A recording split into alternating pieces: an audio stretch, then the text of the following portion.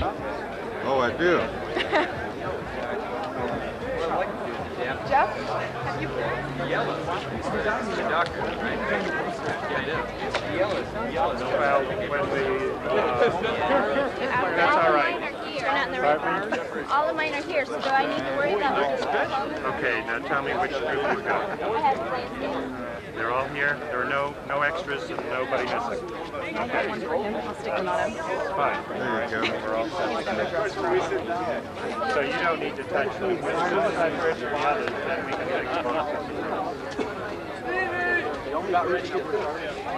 I just know this. Wait until I get the other marshals. Hello.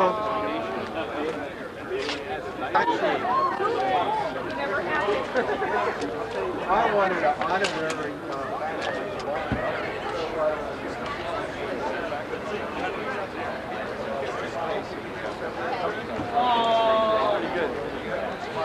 Okay, hey, I'm gonna have. Look at this.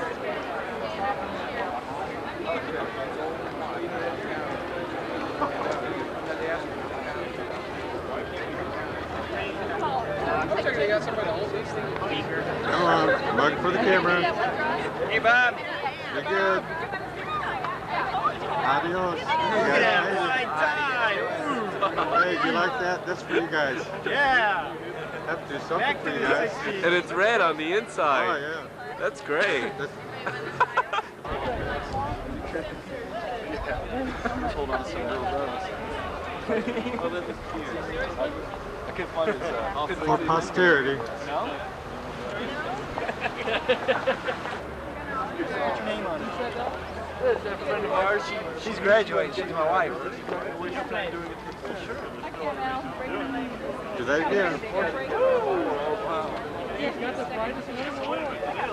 They allow the landscaping to wear black too. You guys could be wearing like yellow.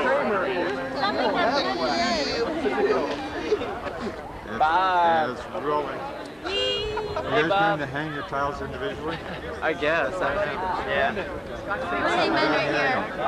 Love it. Love it. I'm being healed down here somewhere.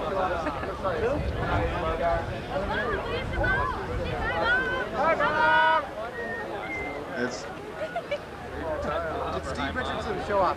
copies available, $14.95. Yeah.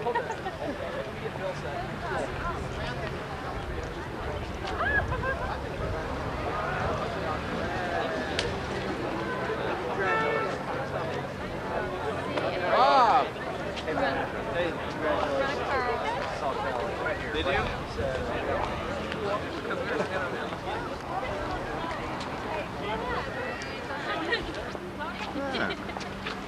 Is that for your own? No. Depart.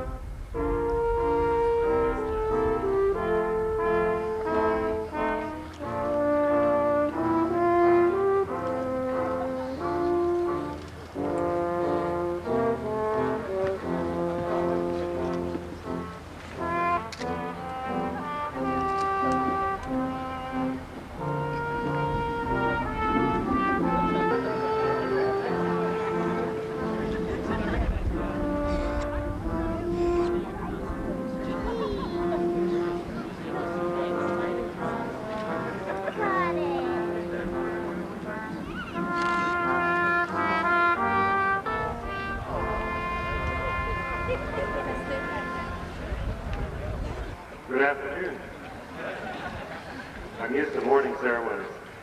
I'm Jeffrey Hall, Associate Dean of the College of Architecture and Planning, and I welcome you to our spring 1991 commencement ceremony. We are here to recognize the scholastic achievements of our graduates and to mark this day as their commencement of their lives in the company of educated men and women and as productive professionals in their respective disciplines. It is my pleasure to first introduce Jeff Kingsbury, a member of the University Board of Trustees and graduating today with a degree Bachelor of Urban Planning and Development.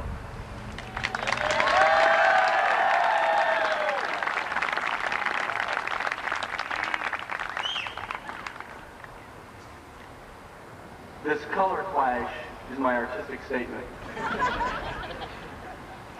Thank you, Associate Dean Hall. Well, gang, we did it. Come on! You can do better than that. Come on. Come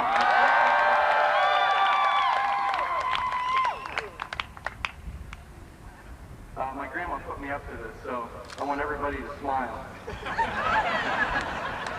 Wave. Thank you.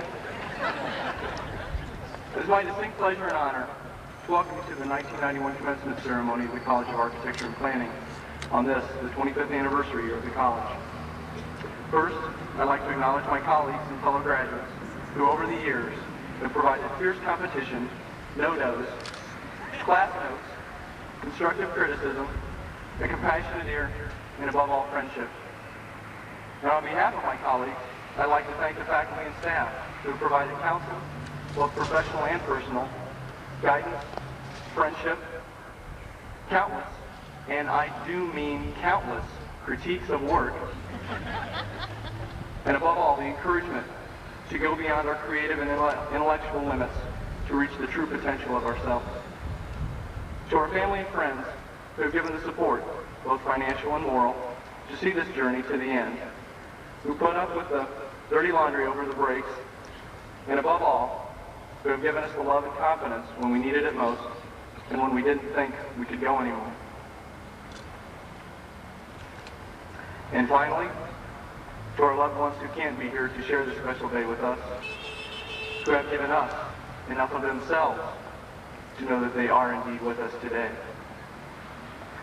I leave you with this thought from G.B. Stanton. It is yours, the challenge of life. With your heart, hand, and mind, you hold the power to mold each golden moment, each shining hour into new designs and infinite possibilities. Welcome.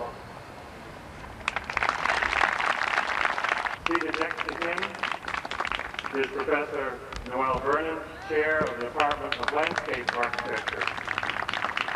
Next, Dr. Francis Parker, Chair of the Department of Urban Planning. Seated to my left is Brendan Pollard, graduating with a degree Bachelor of Architecture. Brendan will be participating later in the ceremony. Seated next to Mr. Pollard is Dr. Warren Vanderhill, Provost and Vice President for Academic Affairs. Our commencement speaker, Dr. DeGraff, will be introduced later in the ceremony. There are others participating in today's ceremony that I would like to recognize at this time.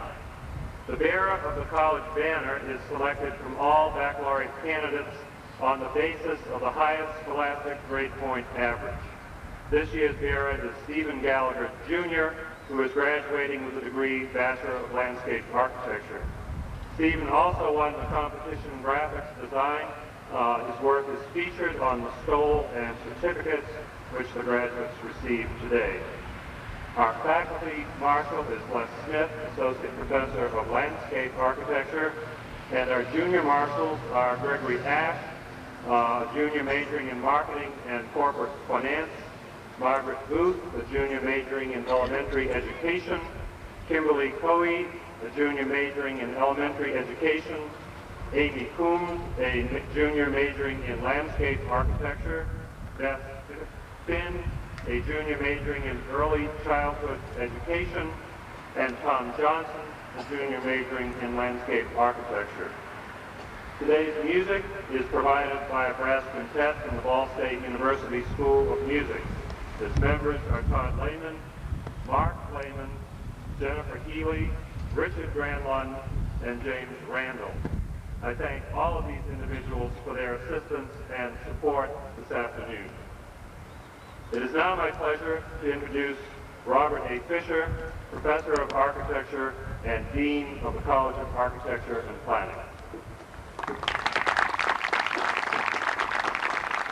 Good afternoon, and welcome to all friends, relatives, spouses, and parents of our graduates, and of course our faculty and honored guests, and special welcome and congratulations to those whom we honor here today, the people in the funny dresses and caps in the middle center here. I'll be honest with you, speaking now to our graduates. These are difficult occasions for me. I feel much as I'm sure your parents did when you left home to attend the university. They were pleased, and I am pleased, to see you move on, grow, and learn, but I'm sorry to see you leave. The parenting, at least in the educational sense, is actually very close to how we in the college view our role. We look on the college as an academic family, and you as the recipients of our educational parenting. We are a close-knit college, and we operate on an informal first-name basis. I'm actually pleased to hear students refer to me as Dean Bob. I'm fortunate. Our small size and homogeneity gives me the opportunity to know a good many of you. Not as many as I would like, but nonetheless enough to make this, as I said earlier, an emotional leave taking. What I'm leading up to, and what I would stress to you today, is that just as your parents' concern for you and your welfare and success did not diminish or stop when you left home, certainly our concern for you does not stop when you leave here. You are still part of our family. I don't know how many of you have heard of Bob Elliott and Ray Gould, or Bob and Ray as they were known. They were a team or a pair of extraordinarily gifted, somewhat offbeat comedians who for many years had a comedy show on Monitor Radio. They finished their show every time with the same two phrases. Bob would say, "Write if you get work," and Ray would say, "Hang by your thumbs." Now, I'm not by any means suggesting that you should hang by your thumbs, and I'm certainly also not suggesting that you write only if you get work. We would like for you to let us know when you get married, when you change employment, when you have children, whatever. I found that many of our alumni believe that we only take pride in their accomplishments when they win an award or are published or in some other way distinguish themselves. This is simply not true. We know that winning awards is not what professionalism is all about. Being a professional is getting the most you can out of your education, skills, training, and talent. giving every project your absolute best effort, and keeping utmost in your mind the societal obligations as you make your decisions to strive to make things better, if possible, much better. If you do these things, you can be assured that we'll always be proud of you, no matter what your position and awards or not. Again, our congratulations and best wishes for an enjoyable and fulfilling professional career. And a final request, and one last piece of final advice. Write even if you don't get work, or if you're out of work, we may be able to help. Never ever hang by your thumbs. Keep your feet on the ground and your head in the air, not your thumbs. Thank you.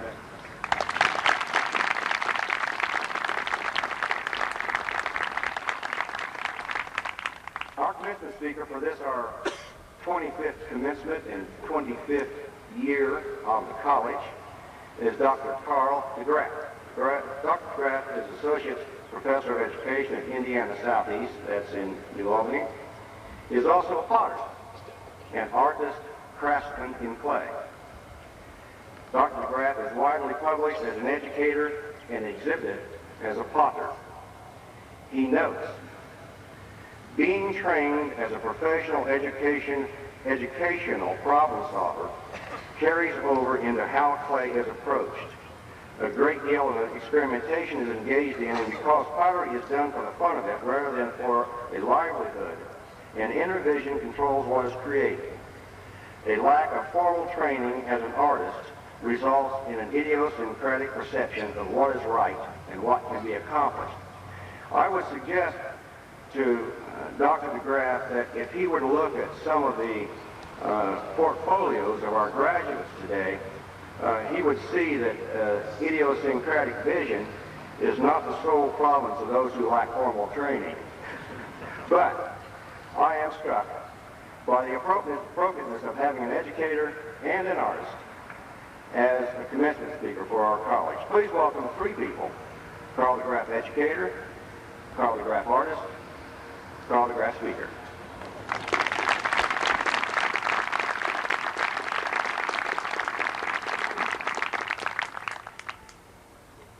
Now, if we can figure out who I am right now, we're all set. Dean, graduates, faculty, parents, family, friends, and honored guests, I offer you my heartiest congratulations for your participation in events which have resulted in our being here today. I also thank you for inviting me to share in this celebration of your achievement. I suspect, though, many of you are like me. I'm an action-oriented person. And I must tell you honestly, if I were given a free choice of attending a graduation exercise or of sailing my boat, and it's a marvelous breeze, I usually would choose sailing. Having confessed that, however, I must also tell you that celebration, ceremony, and rituals play an important part in our lives. They are the passage markers, the stepping stones and matrix that gives our lives meaning and puts life living into a context. Therefore, I'm very pleased to be a part of their celebration. Because of my employment as a teacher, I've attended many graduation exercises, 3 this next 2-3 weeks. As I prepared for this talk, I tried to reflect on those in my memory so as to add meaning to this event rather than being hard to endure. I considered many options and content and style for this little talk. Indeed, my wife Karen can attest, I've been very preoccupied with this responsibility for the last month. In the end, I decided to talk about tension. Not the Excedrin kind. Not the tension I feel from being in front of a large group of people like you, and that's considerable for me. But the tension that will characterize the remainder of the graduate's professional life. The tension which is vital to their continued growth. It's like the forces that act on a sailboat, beating against the wind acting on the sails, creates a vacuum. The keel resists the wind's pressure, and the boat squirts forward, much like a watermelon seed, between your index finger and thumb. Without tension, the boat would only drift in the current. Tension is a precondition, in my opinion, to creativity and production. My Webster's Dictionary defines tension as a balance maintained in an artistic work between opposing forces or elements. Therefore, I have entitled my remarks "In Celebration of Tension." We've been witness today to a richness of symbols present at a graduation ceremony. The robes, the music, procession, and rituals are ancient reminders that there's a rich past associated with a college education. The theme of the graduates here is individuals nested in a composite. The quilt to be assembled before us by the graduates is symbolic of their understanding that they have a relationship to each other, to us, and to this time and place. It's symbolic of the push-pull tensions which hold us in place or which propel us in a given direction. In an attempt to provide some other symbolism for this talk, I selected the theme of right brain and left brain. I'm trained as a psychologist, and I teach in an elementary teacher education program. My students know well that I want them to confront the classic psychological tension or question, if you will. Is it nature or is it nurture that makes us what we are? Is it our genes or our experience that causes us to do the things that we do and do not do? That's an example of the tension in the sense I want us to consider it. I don't know for sure, but perhaps in architecture, design, and planning, the equivalent question is form versus function, substance versus style. In an attempt to explore and understand this nature versus nurture question, some psychologists have suggested that the right brain and left brain function differently in an attempt to make sense of the world for the individual. They say the left brain is the seat of language and prefers talking and writing, while the right brain is focused on images and prefers drawing. Sounds like you people. And manipulating objects. The left brain is systematic and controlled in function, while the right brain experiments randomly with less restraint. Now, we must caution you here.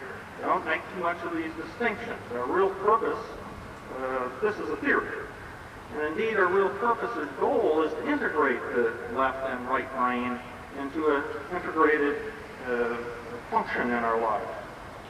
I bring up the right brain, left brain theory because it's a symbolic example of the tension that I want to talk about.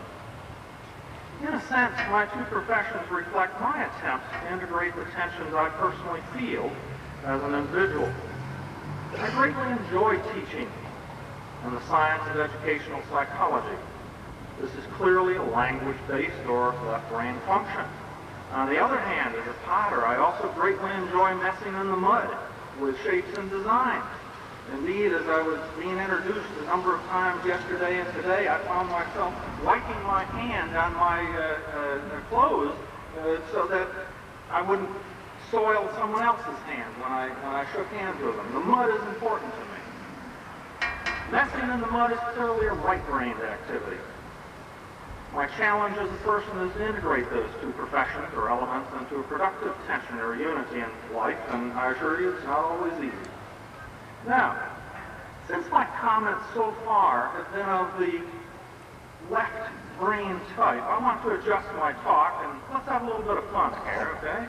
Let's provide some nourishment for the right brain.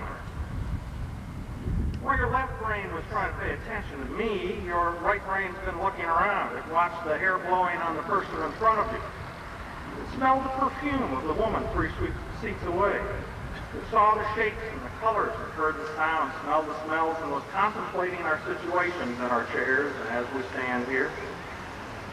So starting now, I'll begin to give 2 talks. Starting to sound like the introduction. Now you're worried about the third one, huh? You'll know the right brain talk because it's unconnected to the left, and you're going to have to work to connect it up with the left brain talk in order to make some sense of it. Now mind you, it's not disorganized. It's deliberately this way.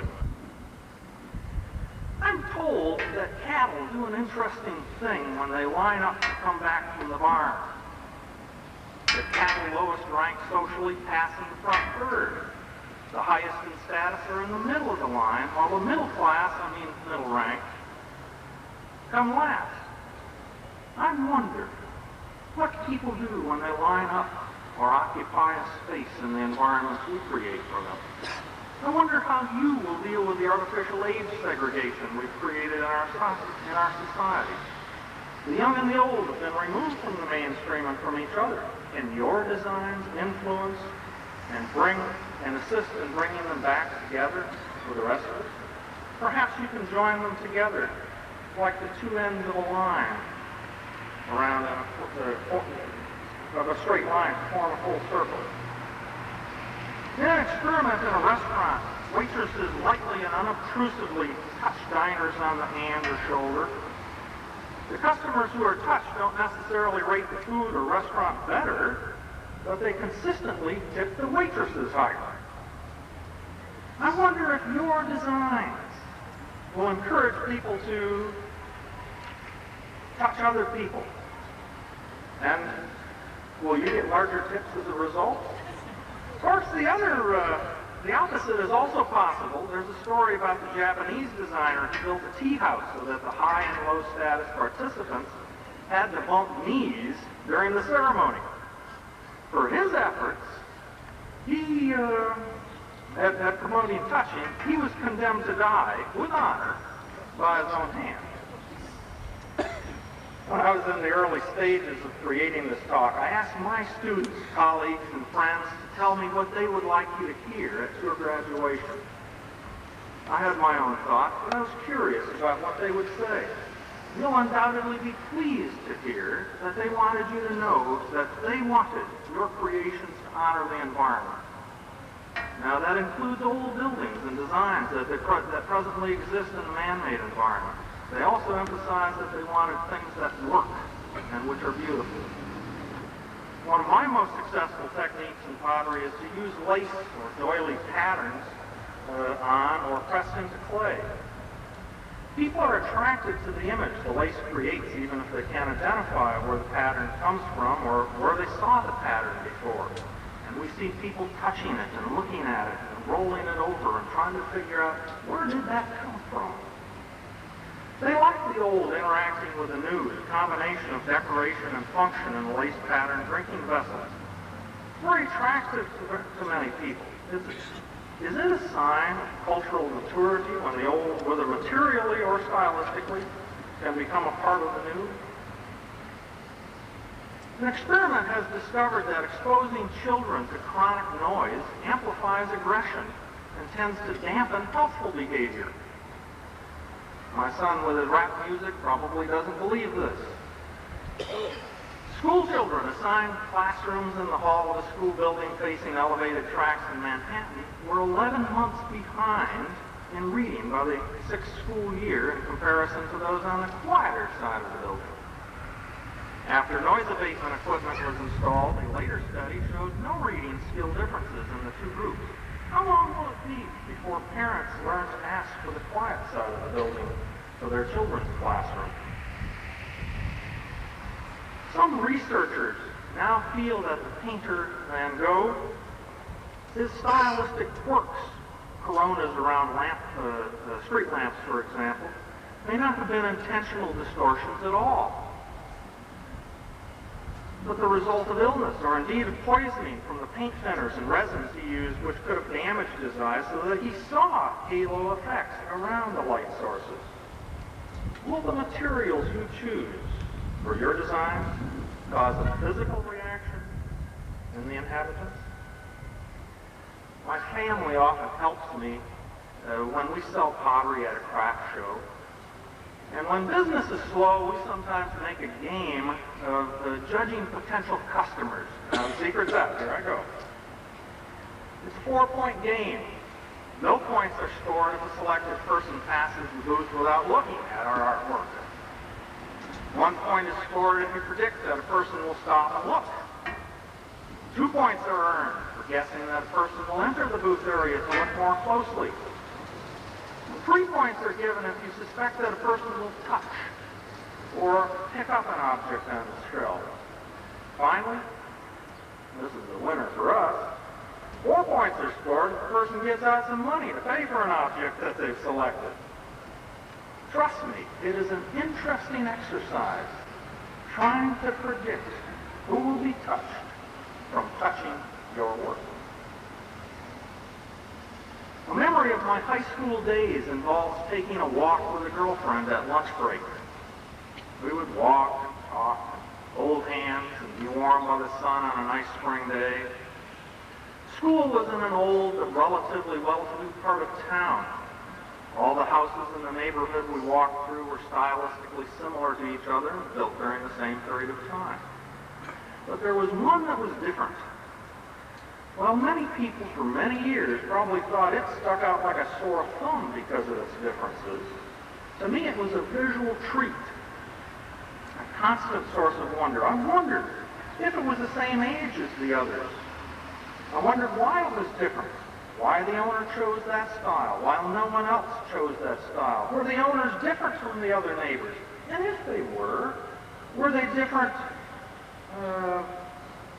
because of the house? Or did they choose the house because they were different? Only years later did I learn that the different house had been designed by Frank Lloyd Wright. But the questions I've had with me always, they're still the type of questions I ask when I see a novel design on a sea of background or sea of sameness. One of the questions I often get as a potter is, do you take orders? Different people ask the question differently, but the intention is always the same. People want to know if they can get me to do my work to meet their tastes or particular demands. Can you do a bowl exactly like this one, only not so deep? Can you make 6 of these all alike? Only they need to match my wallpaper. I like this, but I want a butter dish. Can you make a butter dish? What happens in these cases is that a conflict or tension between the client's wishes and the artist's wishes has just been formulated. How do you strike a productive balance out of this situation? An artist needs the feedback and income, yet I do my work because it's a personal expression, something I like to do. Do I become less of an artist if I implement someone else's ideas? Do I become a human machine programmed by another? Or do I become enriched with useful ideas for my work and a means of expanding my usefulness to others? It's not easy being green, as Kermit the Frog has said, and it's not easy being true to your own colors in the real business of being a living artist. The heated issue in my pottery profession involves whether pottery should be called an art or a craft. Some of you probably wonder why an artist or craftsman is talking to you. Art is higher sounding, but then fine craftsmanship has a ring of authenticity that's also attractive. What are the issues in your field? While I have been talking about my tension, have you been thinking about yours? I hope so, because I really didn't take my time and your time here to talk about my tensions. I came here because I thought my experiences might be useful to you as you begin a new phase in your life. At this point, I suspect it's wise to search for a conclusion to all this right-left brain business and what I've been talking about. And let's see if we can't reduce some of the tension that maybe this apparently disorganized approach has created. What I attempted to do here was to remind you of the fact that the tension that we feel as we balance conflicting needs and values in our lives and professions is productive. We need this kind of tension to enrich our lives. I use the right and left brain symbolism to emphasize the conflict you will face. I can't tell you how to solve it. That's for you to discover on different days and in different ways. I encourage you, however, to seek the conflict and to enjoy the process of resolution. Now, you may have noticed that much of the right brain topics I discussed were focused on the different senses. Noise in the schools with hearing, the visual pattern of lace with sight, and so forth. And I think if you think back, you'll see a relationship that the senses were involved. That was not an accident. I've recently been influenced in my thinking by a book, which is entitled A Natural History of the Senses by Diane Ackerman, published in 1990 by Random House. I used some of her ideas for this talk. Now, the professor said, I can't consider myself to be a real professor unless I leave you with an assignment. So, at our next meeting, it might be a wild fruit, but at our next meeting, I expect three things from you. First, I want you to read Diane Ackerman's book. It can help you get in touch with your right brain and how the people will sense and react to the environments that you create for them. It gave me a new understanding of why I enjoy the overload of central stimuli that I get when I'm sailing. Second, I want you to reflect on and enjoy the tensions that exist in your profession. New versus old, form versus function, natural versus man-made, smooth versus textured, client versus artist, and so on and so on. This may be difficult, but I encourage you to practice that attitude. And finally, the third thing I want from you is stories. The story should result from you becoming invisible to people while you observe how people and other life forms react with their senses to the environments you modify and build. One of the fun things for us is to move a couple of booths away from our pottery or our work and watch and listen to people as they, not thinking anyone is paying any attention to them, examine the work.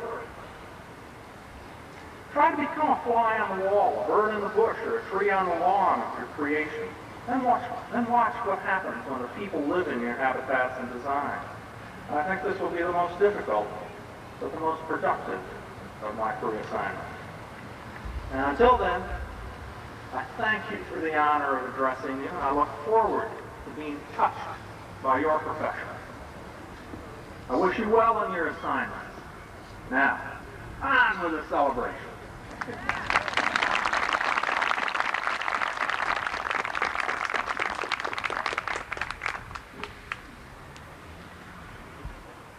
A number of our graduates in the class of 1991 have received special awards from the college, from the university, and from professional organizations.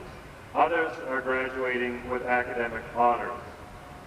At this time, we would like to recognize those individuals receiving awards and honors who are participating in this ceremony. I will first ask the academic department chairpersons, Professors Rosenman, Vernon, and Parker, to recognize students in their respective departments who have received special awards and honors. As these persons are recognized, I would ask them to stand and be recognized for their achievements. And I would ask the audience to please hold applause until each group of recipients is recognized. Professor Rosenman. Academic average in architectural history courses. This year, there was a three-way tie, and the awards were given to Brendan Pollard, Regina Mormon, and Chris Harvey. The Alpha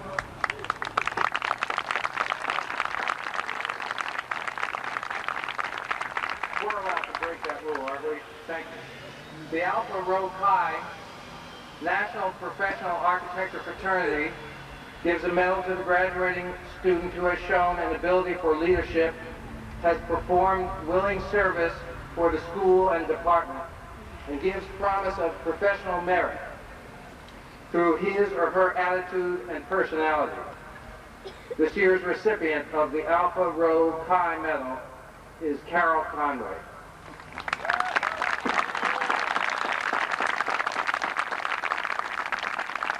Each year, the BSU Mortar Board asks the faculty to name an outstanding senior from its graduating class. This year's outstanding senior is Brian Hollers.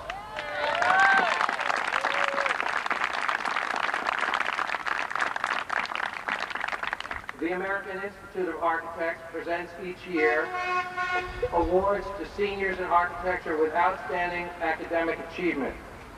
The Henry Adams Medal is given to the student with the highest grade point average in the graduating class. This distinction was earned by Regina Mormon.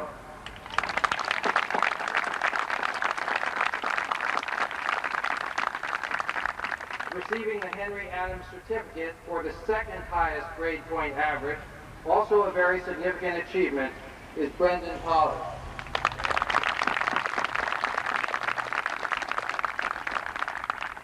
Finally, I would like to mention the fact that earlier the academic honors and writing, one of them, Michael Sasso, will graduate this summer. I would like to ask those remaining 4 students, if they're not already standing, to please also stand. Regina Mormon, Leslie Judd, Steve Long, and Lisa Campbell. We're very proud of all of you.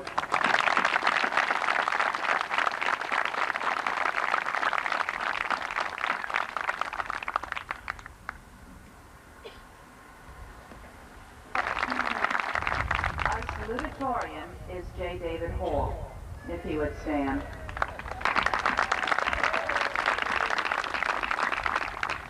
The award for achievement in landscape architectural studies, in other words, the one that faculty thought was most improved, is Eric Sawyer, if he is here. Eric Sauer? For whom, in fact, I still have a prize in my office. The American Society of Landscape Architects recognizes in the National Awards program students demonstrating the highest level of academic scholarship and accomplishments in skills related to the art and science of landscape architecture. Recipients of these awards are selected by a jury of faculty and representatives of the Indiana chapter ASLA. Each candidate gives an oral presentation of her or his accomplishments and selected projects for review by this panel. This year's BSU winner of the ASLA Honor Award is Stephen Gallagher.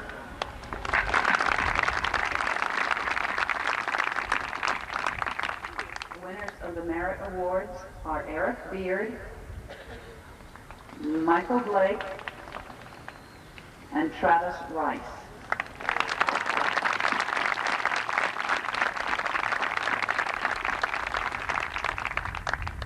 The National Landscape Architectural Honor Society, Sigma Lambda Alpha, inducts into membership those students who demonstrate excellence in academic performance and leadership.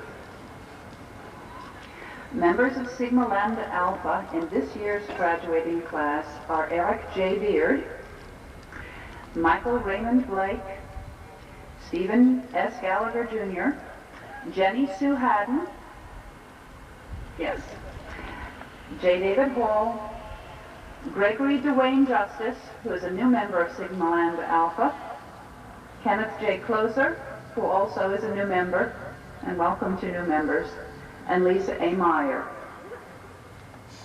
Congratulations.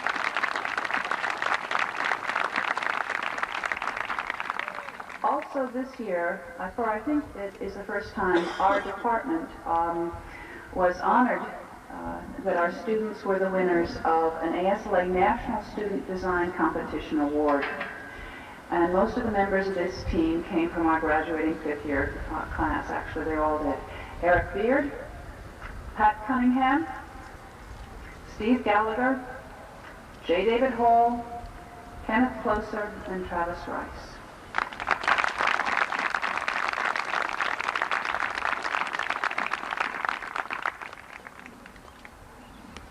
I'd like to recognize 2 students in the Department of Urban Planning, each of whom has received 1 award from the university and 1 award from the department.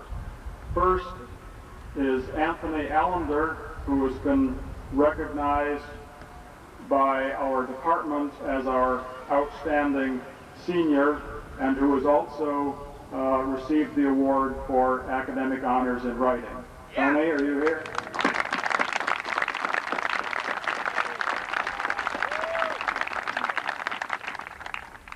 Secondly is Jeff Kingsbury, Jeff has been given by our Department Community Service Award, University Senior Award. We're very proud of him. We'll now recognize students who are graduating from Honors College and who are graduating with academic honors. University ceremony earlier today saw those students graduating from Honors College recommended as a group. We would like to recommend those of our students individually. As you recall, the Honors College at Ball State offers educational opportunities for undergraduates who show promise in high academic achievement. In addition to their major and minor concentrations, Honors College students complete a required core curriculum that includes symposia in science and social sciences, honors colloquia, and senior honors thesis.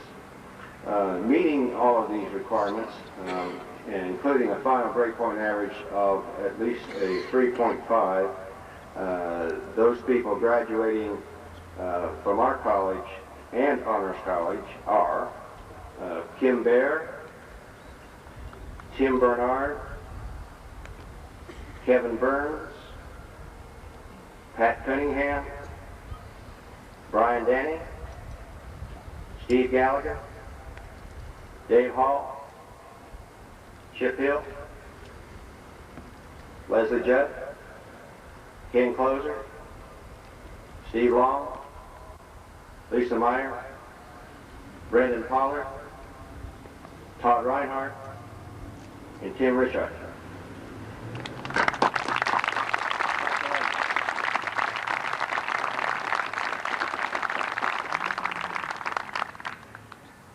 Now the final group of honorees, you also probably, those of you who were present this morning also heard or saw those students graduating from the university with academic honors, sometimes called Latin honors, recognized as a group.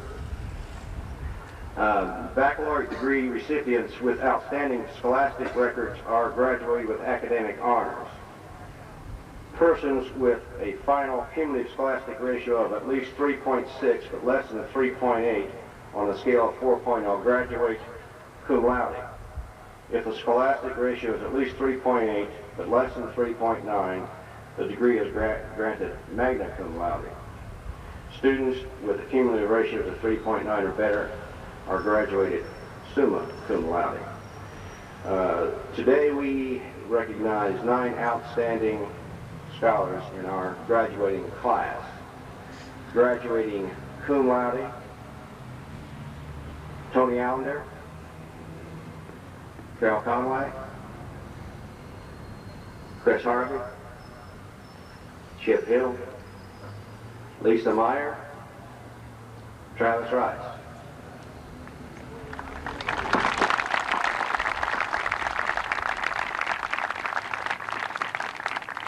Graduating magna cum laude, Dave Hill, Gina Mormon, Brendan Pollard.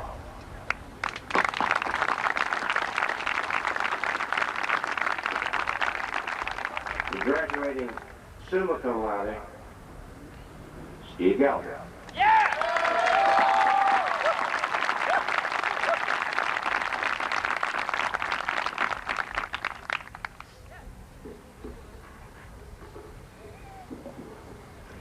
Each year, representatives of the graduating class assist in planning the commencement ceremony and usually seek to put their special mark on the festivities.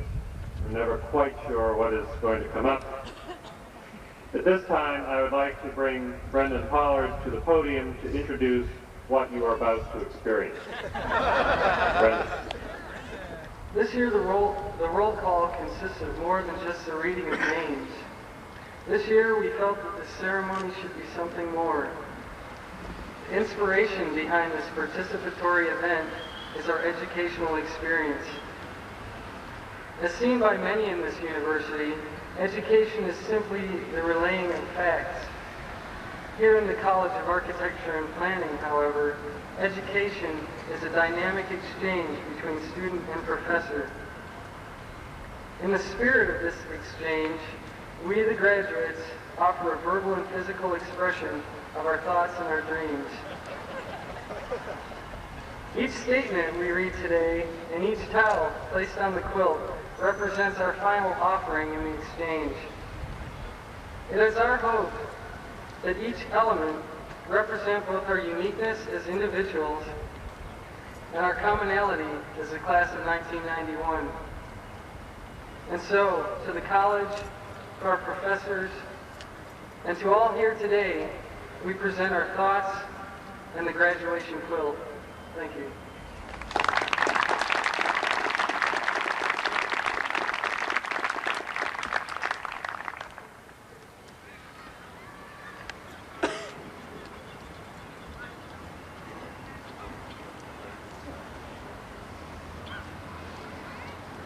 At the university commencement ceremony earlier today, President Woollen has conferred upon all graduates their respective degrees with all rights, honors, privileges, and obligations thereunto pertaining.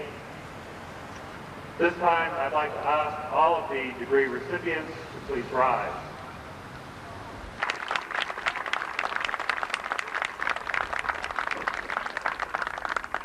I'd ask now that the graduates proceed first to the quilt frame and then to the platform to cross as their names are called. For the degree Master of Architecture, Claudia N. Hannon.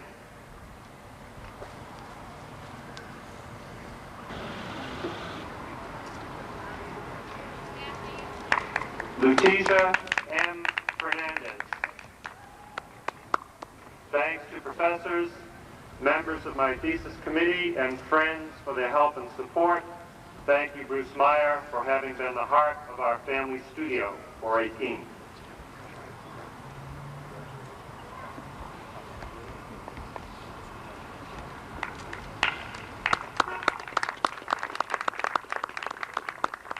Schwinn Fu. Thanks to all the professors and friends who have helped and supported me in the past 2 years. Without all of your assistance, I would not be here today. Special thanks to Mr. Bruce Meyer for building a bridge between country and country, culture and culture, heart and heart. Thanks to Mr. Art Shaler for a great academic understanding.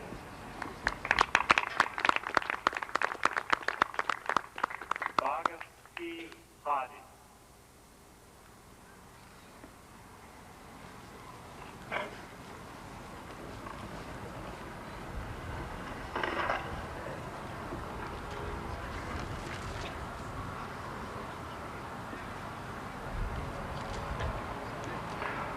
Julia A. Marfield. Today I would like to thank all those who have helped me achieve this special moment. Thank you all. Thanks to Bruce Meyer. God bless you.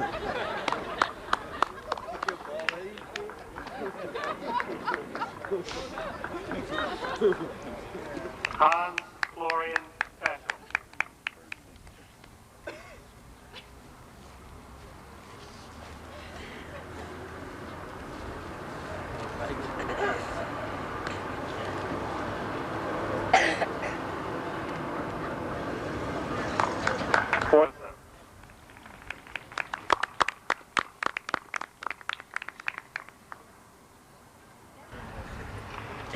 For the degree Master of Urban and Regional Planning, Vandera Carr.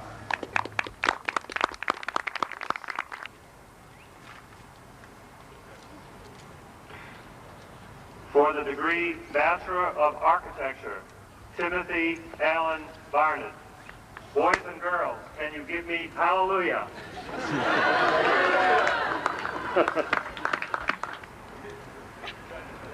Rustin Lance Becker. So long, and thanks for all the fish.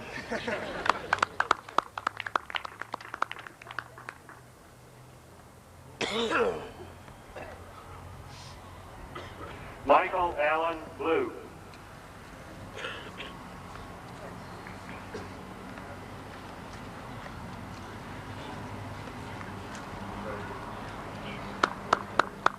Mark Robert Bottomley.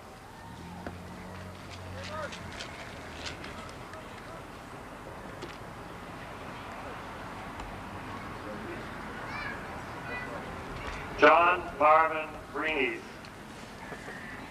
Failures are never final. They can become stepping stones for success.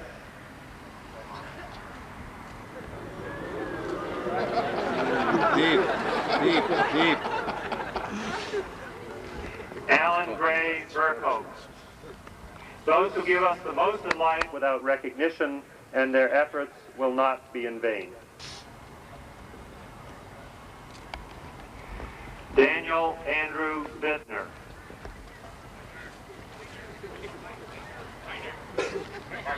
Beitner.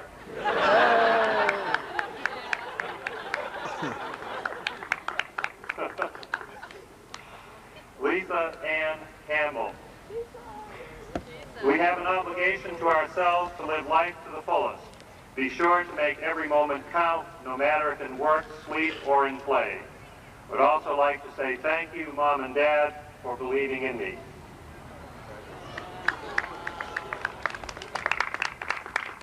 Carl J. Connor II. We spent the last 5 years rationalizing what we created, so beware not to spend the next 25 building what the clients think is rational. Carol A. Conway. We are held within the yin-yang, weaving our fragile threads into a bond of strength.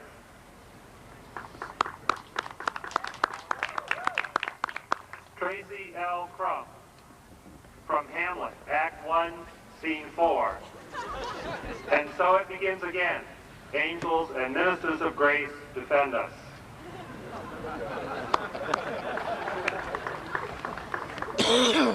Brian K. Danye. I dream, I believe, I achieve, I succeed.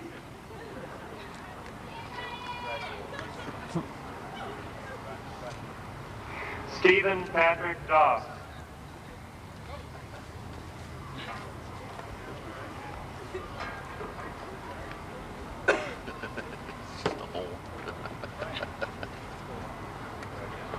Gerald Michael Fedorjak. If an automobile is traveling at the speed of light and turns its headlights on, what happens?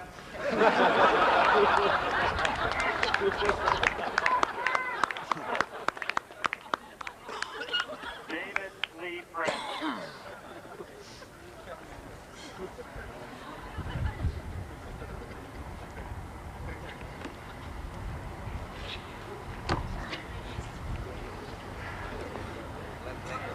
Thomas David Gardner Jr. Sometimes we shout to the world. Sometimes it is better to remain quiet, so as not to proclaim our ignorance. Today we shout. Lynn Marie Haynes. Silence is bliss.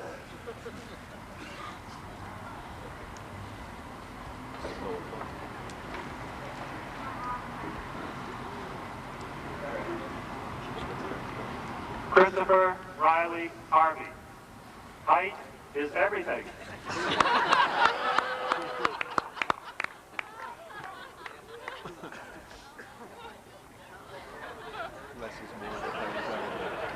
Charles Arthur Hill. I feel happiness and sorrow.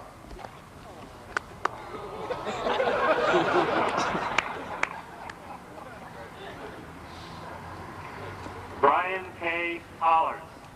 For this, I went to college. But then again, living on the streets wouldn't have been bad.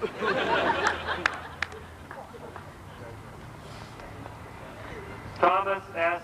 Hurlbut. 3 days, 11 months, 28 days. What a day. 3 years.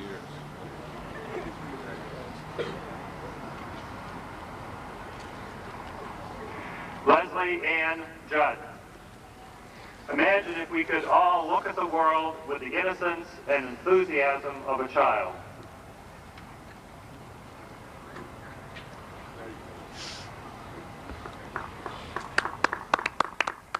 Jeffrey A. Castor, looking for employment. Phone 616-651-6106.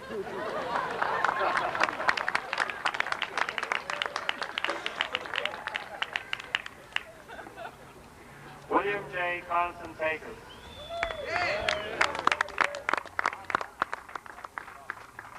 As we move through life, we sometimes come across obstacles which seem too great to overcome. And we seek help from the outside. I wish to thank my family and friends for helping me conquer mine.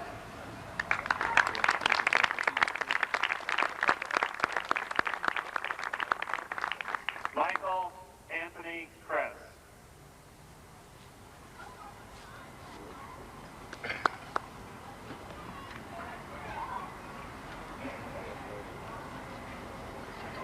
Stephen M. Long.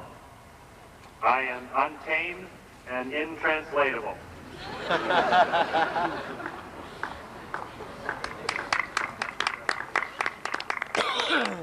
Kevin Michael Martin.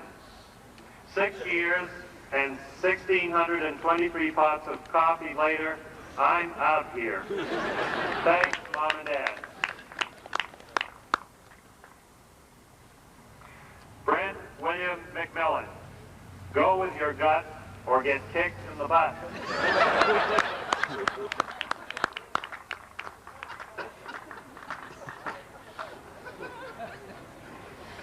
Thomas Joseph Moysan.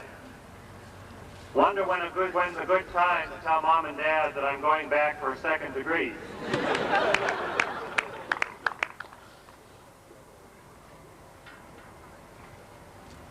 Regina Rose Mormon.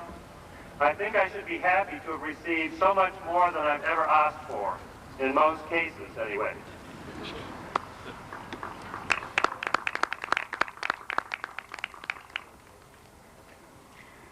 Kurt A. Neal.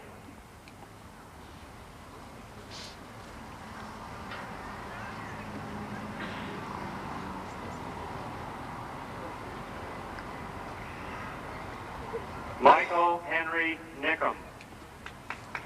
No longer rich with college loans, and most important, no longer thoroughly committed to the rituals of such a life as architecture.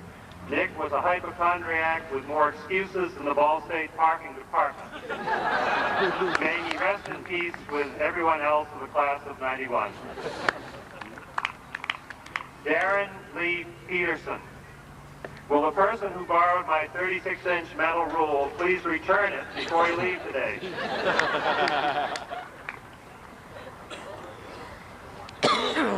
Brendan M. Pollard.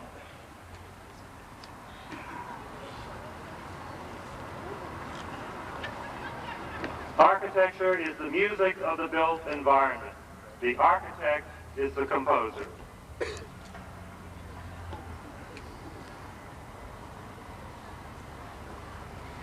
Eric Bergman Rath.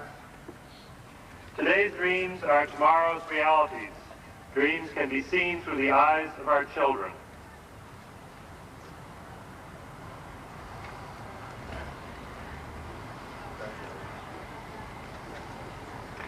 Amy Elizabeth Rees. Let a joy keep you. Reach out your hands and take it when it runs by. Live long and laugh loud. Let joy kill you. Keep away from little death.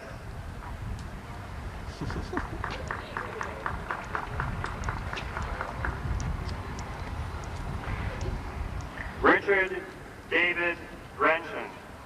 Touche.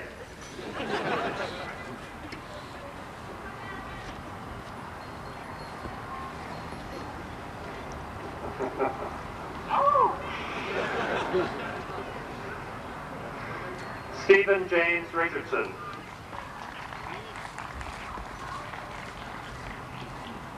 Oh, Dave, I didn't do it, I swear. Oh, I don't know who, but I'll have it back to you within the hour.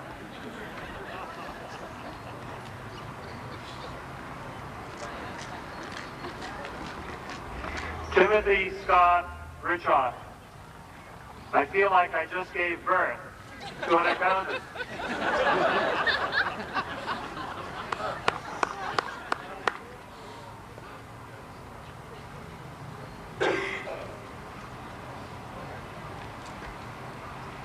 Stephen Dwayne Sappel. And now, graduate school. Nah.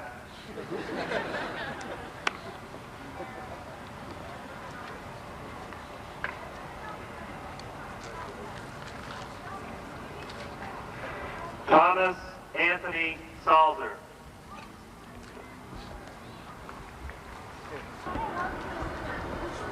Interrogate the nature of things. Embrace the possibilities.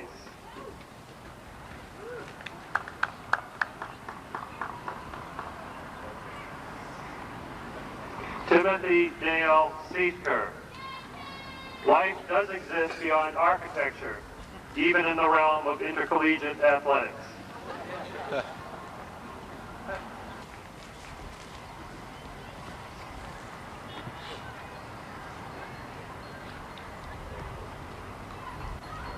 Margareta Marie Slogar. Would the person who left the 36-inch metal rule on my desk please pick it up today?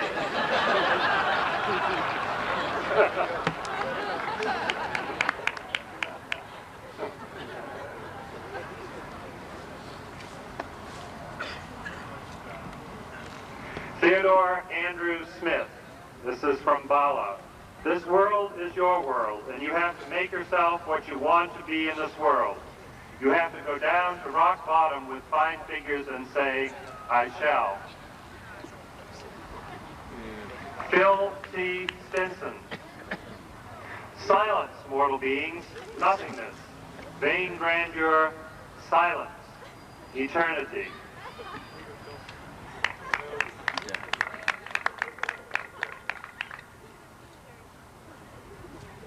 Brian John Welch.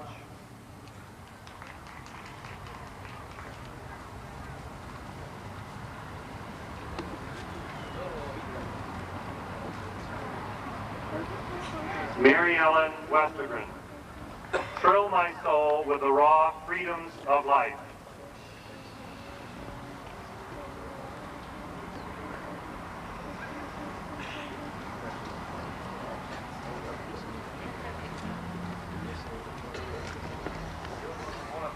Yep.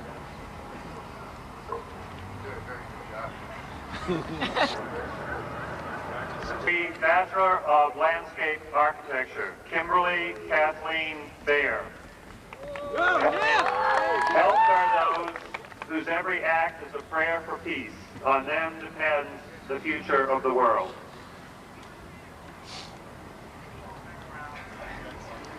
Thomas Willard Barron. Coming home after some years abroad can be very neurotic.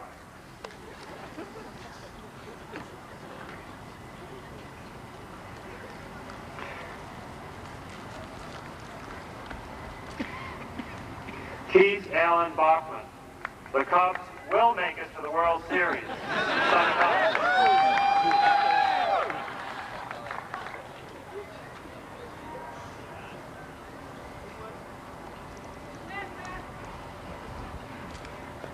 Eric J. Beard. You don't just do it, you live it. How many other professions can make such a statement?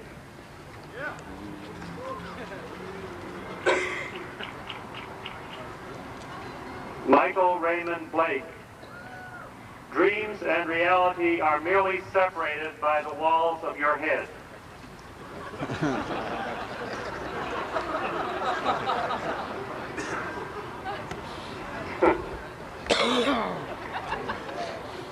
Charles Lack Mauriziak.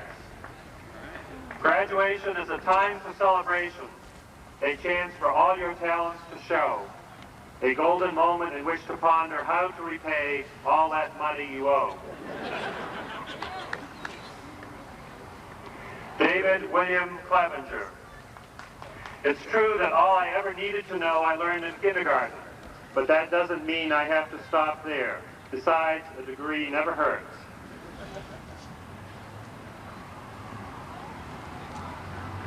Patrick D. Cunningham. I'd gladly pay you Tuesday for a hamburger today.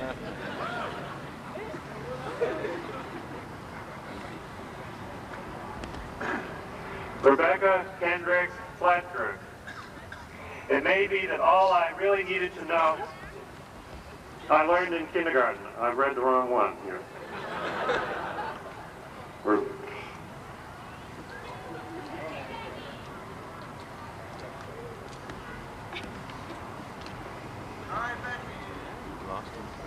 Stephen S. Gallagher, Jr.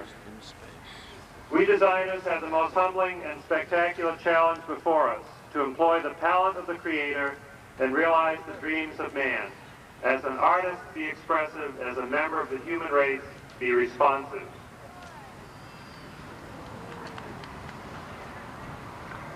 Jenny Sue Hatton. None of us have time today for me to thank everyone that I am grateful to, but I'll just thank God for sending them my way. A special thanks to Steve.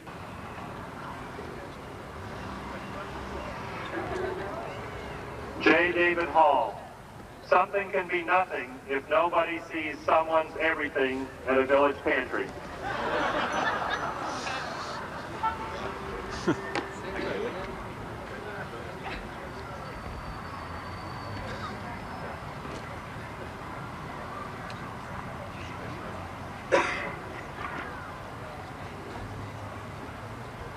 Gregory Dwayne Justice.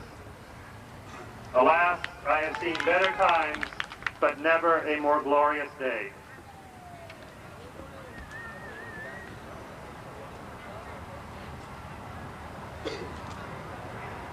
Kenneth J. Closer. It ain't over till the big D sings.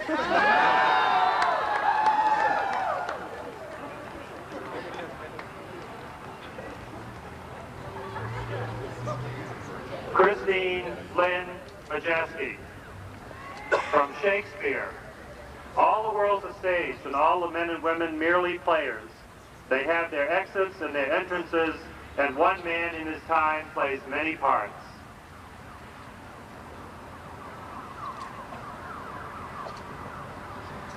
Marla Joy McEnany. Whenever you find yourself on the side of the majority, it is time to pause and reflect. A quote from Mark Twain.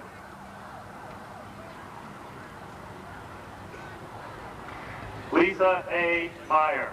A quote from Cedric Wright's Words of the Earth. What is sanity?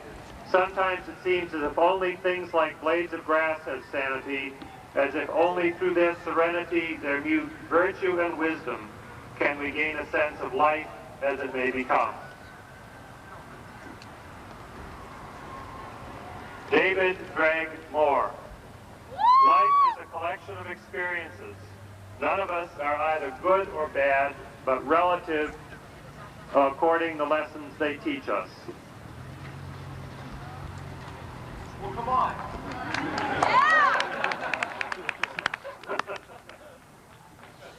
Travis Lamar Rice. When I think about graduation, I touch myself.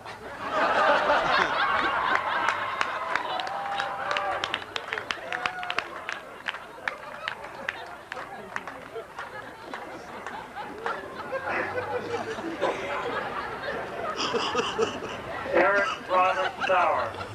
After 5 years of being taught a little bit about a lot of things, I am leaving the protected academic environment to practice a profession that has the ability to affect the future of our natural environment.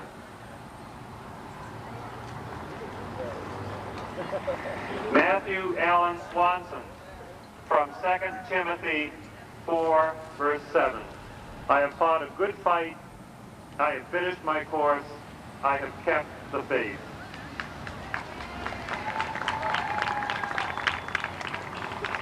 Robert William Balford. I'd rather be watching the Kentucky Derby while drinking a mint julep, not.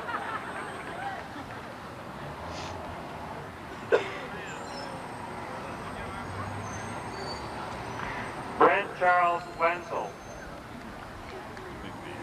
When something doesn't work, try something else. When all else fails, wing it.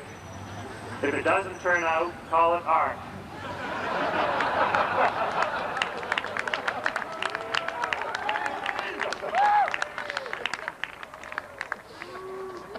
For the degree Bachelor of Science in Environmental Design, Scott Wesley Garrett.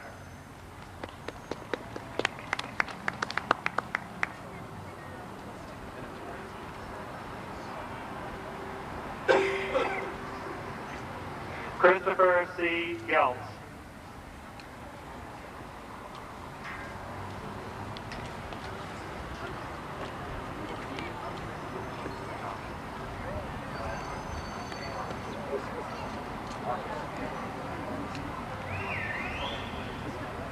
Sharon E. Howard. Helped are those who live in quietness, knowing neither brand, name, nor fad. They shall live every day as if in eternity, and each moment shall be full as it is long. Andrew Peralta.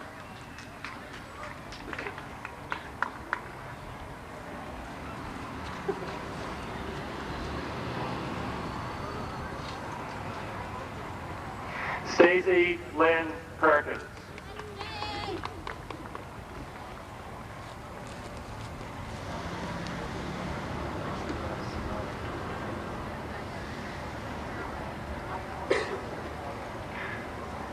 For the degree Bachelor of Urban Planning and Development, Anthony Scott Allender. Yeah! From Matthew chapter 17, verse 20. If you have faith as a grain of mustard seed, you will say to this mountain, move from here to there, and it will move, and nothing will be impossible for you. Jeffrey Wade Bowman. This is from the writing of Laozi on the Paywest Way. Do by not doing, act by non-action, taste the tasteless, regard small as great, much as little. Bradley Douglas Buning. I came, I saw, I graduated.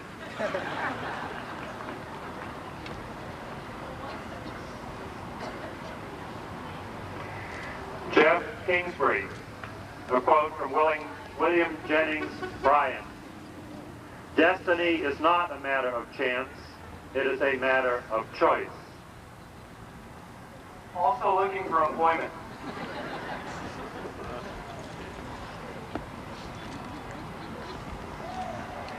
James Leo Stan.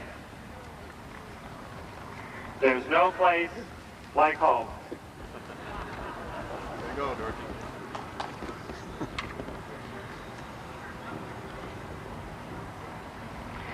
Colleen Renee Watson. With God, all things are possible, not easy.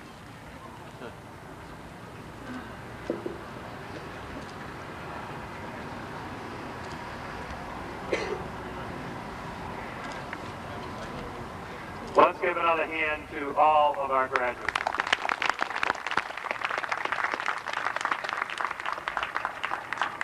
Immediately following the recessional in the atrium of the architecture building.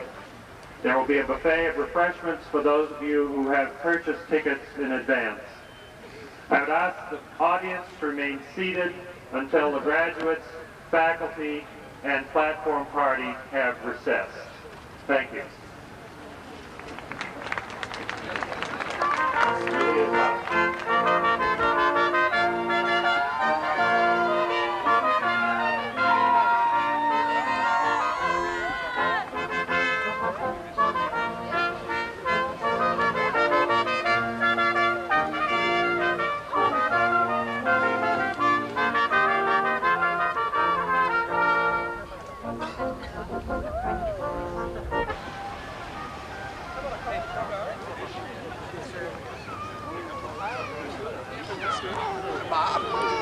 Gotcha.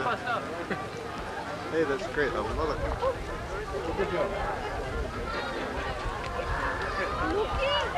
Okay, for the last time.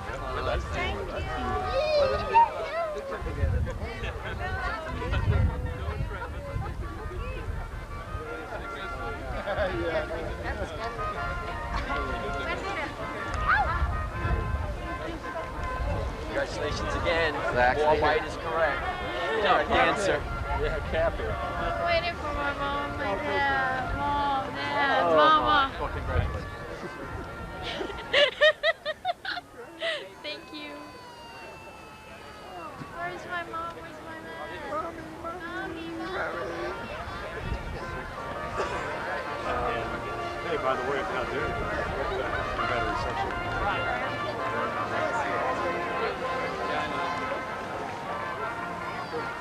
Congratulations and good luck. See you around. Good luck with you and what's Dana. Dana, that's right. Say hi and goodbye to the school. Finally, yeah! Yeah!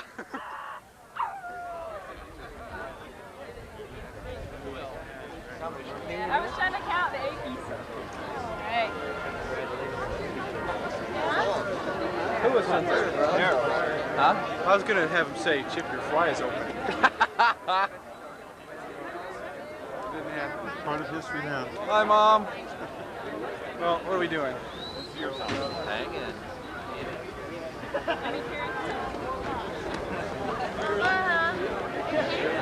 Your history.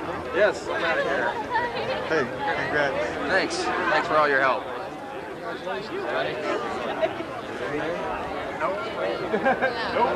Maybe your mom got credit for it. Stop crying! You lost it. Yeah. That's the same way as high school graduated. They didn't get it done.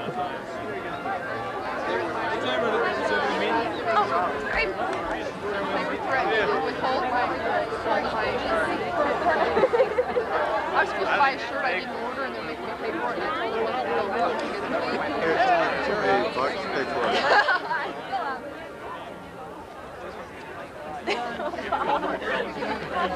Bye, Bob. See you in a later life. Maybe sooner than you think. You never know. No, it's been wasted. Tonight, tomorrow, Monday. Sorry, man. What? Oh, hey, I love it. That was worth the price of admission right there. You guys going over? Okay, I'll catch up with you in a second. Yeah. Go that way. It's like, oh, really? Big pass out for me, everything. Being on the face of the earth, second only to Bartle.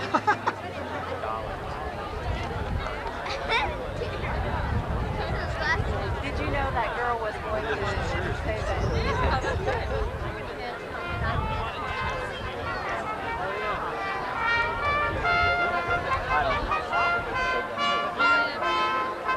Yeah, I don't mind running you out as long as I take you both at the same time. That's all right. It's like inside.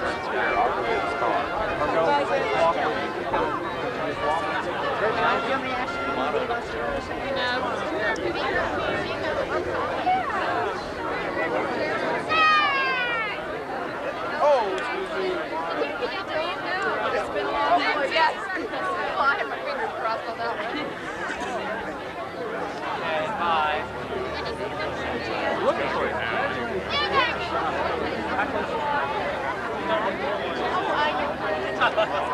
All right, you guys. Love it. So when am I going to see you? Probably never. Well, I don't know.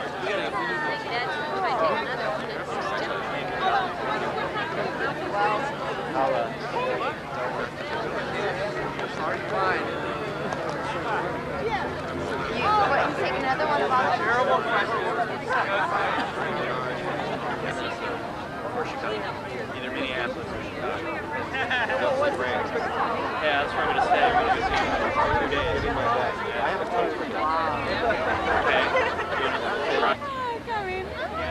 So are you sad about leaving? No, I am not going to leave. You're going to have me for one more year. There you go. Let's do one for the camera. Oh, what's happening? I just wondered why you were. You surprised me. I was like, No more tears now.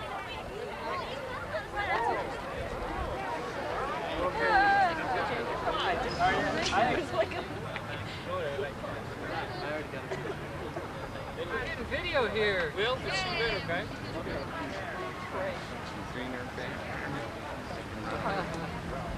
it's a sneaky one. Hey, Brennan, dear. We've got to take in our car.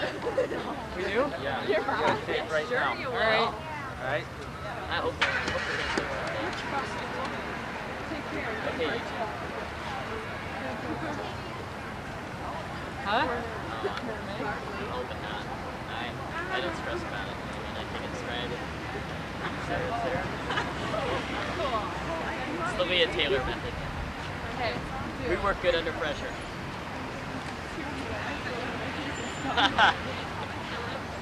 We were talking to Vanderhill a little earlier. He goes yesterday, he goes, if we had march singers for students, he goes, we would have ran out at 12 o'clock. Plus everybody's going to go, can I graduate? This isn't turned in.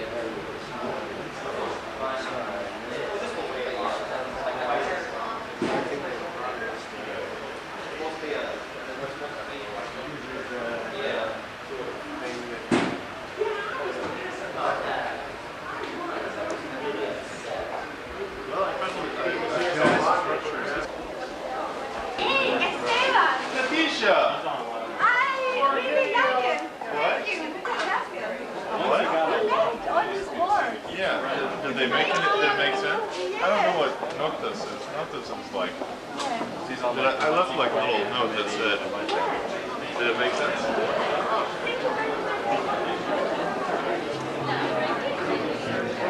That's better to do. Okay, take care of that. We gotta get out of here.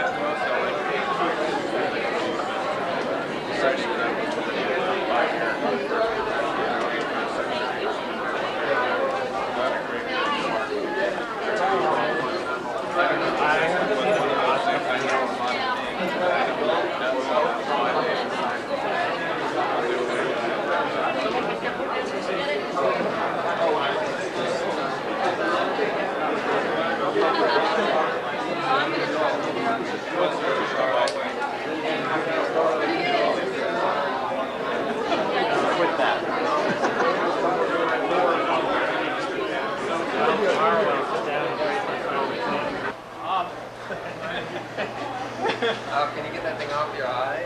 It's attached.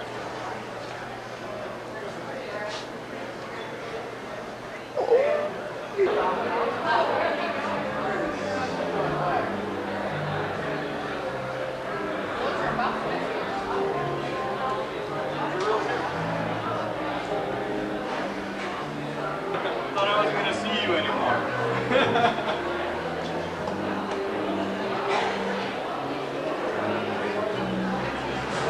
America's funniest home video, huh?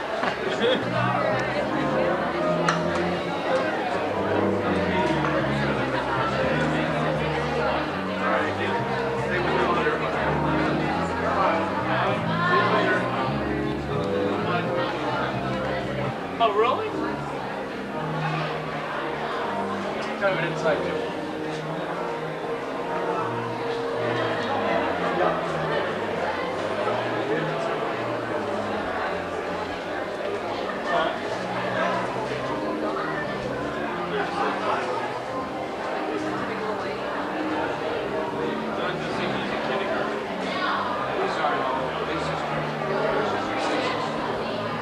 Well, it's permanent. This is kind of in the core comes from the sculpture and then the planes moving out of it, an abstraction of the planes on the front of the art.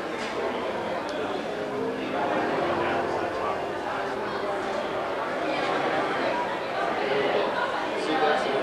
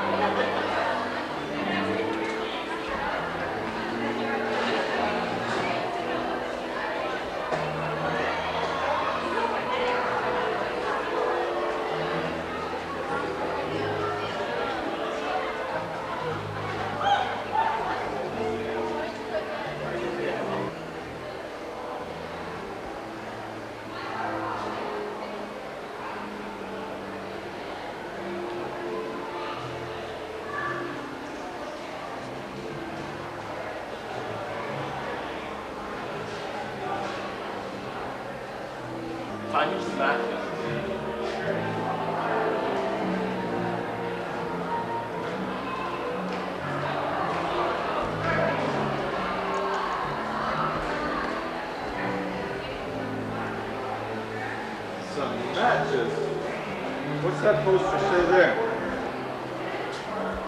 Yeah, I need that. It's like a phone number or something, but it's all screwed up though. But if you can't call me out.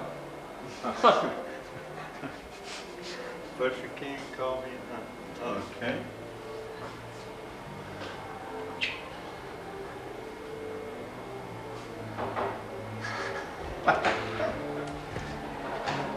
Oh, shoot.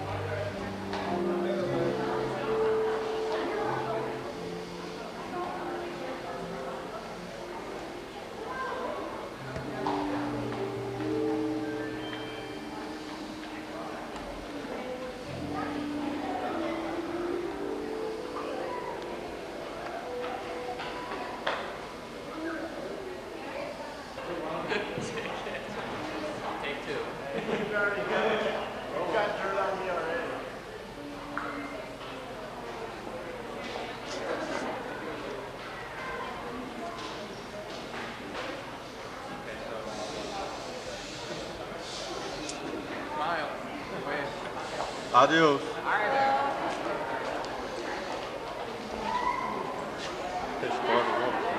Who? What? Say it too loudly, the mic's on. Piss him off. Talk to Bob. Hi, Bob. Talk to Bob. Talk to Bob. You talk to Bob. Talk to Bob. I talk to Bob. We're going over there, so we'll see you You're later. over there now? Kevin, come over. Yeah. You out here, huh? I'm out. Go on. Leave him out the door, Bob. You got room? You got room for one more? I think so. Save me the time.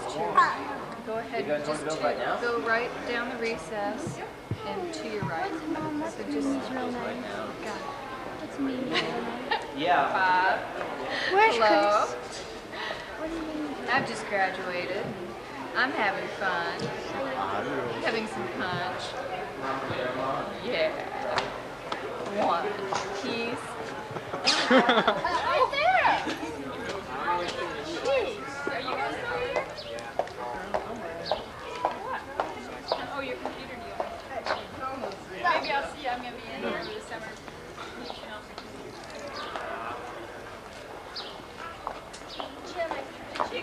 Yo, Jenny Haddon, biker extraordinaire. What color is it? She's going to take some shots. Hey, is it a sweatshirt? Because I asked you if it was carrots. Are we on? Yes. Alright, let's go. Wait a minute, we're going to take the stuff, right? Maybe not. Take it, we're going to go over to your place, load it out from the van into your apartment, right? Only a couple things. And then some of the rest of the things are going to the north, right?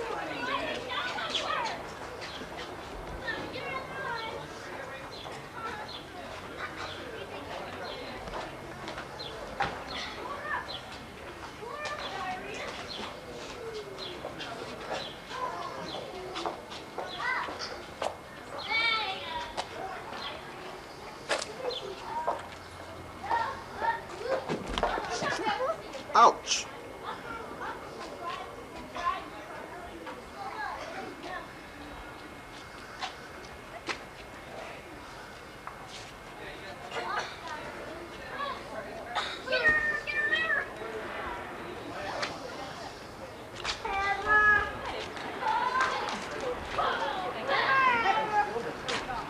Let's see it. I didn't see it. Hey, Bob. This one's for Dave. Hi, Dave. He'll love it. Hi, Dave. I wanted that camera, by the way. I came in looking for Gary, grab How do I look How you now? doing? Wonderful. Okay, great. Congrats. Bye-bye.